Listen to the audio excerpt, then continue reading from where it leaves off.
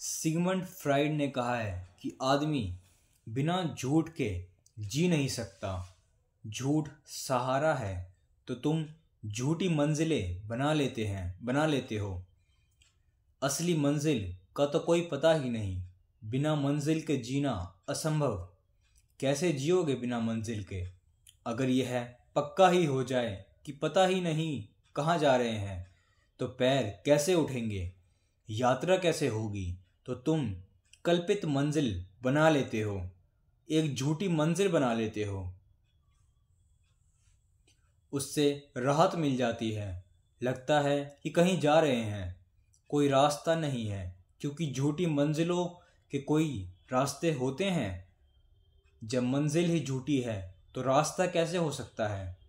तो फिर भी हम रास्ता भी बना लेते हैं, रास्ता बना लेते हैं, मंजिल बना लेते हैं। सब कल्पित, सब मन के जाल, सब सपने, और ऐसे अपने को भर लेते हैं और लगता है शून्य भर गया, जिंदगी बड़ी भरी पूरी है।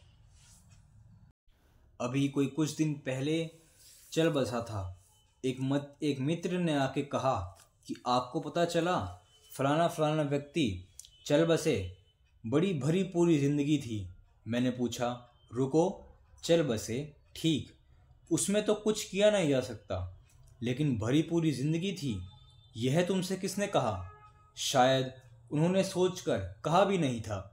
थोड़े झिझके कहा, मैं तो ऐसे ही कह रहा था, कहने की बात थी। पर मैंने कहा तब तुम भी सोचते तो होगे कि भरी पूरी जिंदगी थी। मैं उनको जानता हूँ, और अगर तुम मुझसे पूछो तो कुछ भी नहीं हुआ, क्योंकि वे मरे ही हुए थे।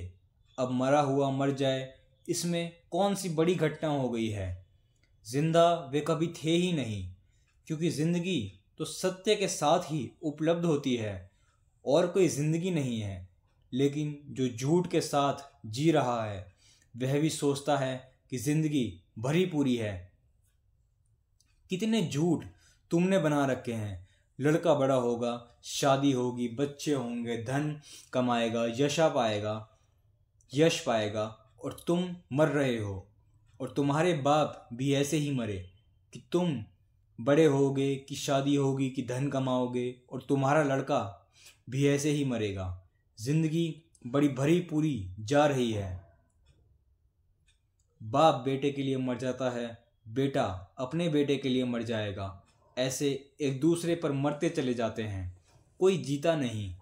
मरना इतना आसान और जीना इतना कठिन। लोग सोचते हैं मौत बड़ी दुस्तर है, गलत सोचते हैं। मौत में क्या दुस्तरता है?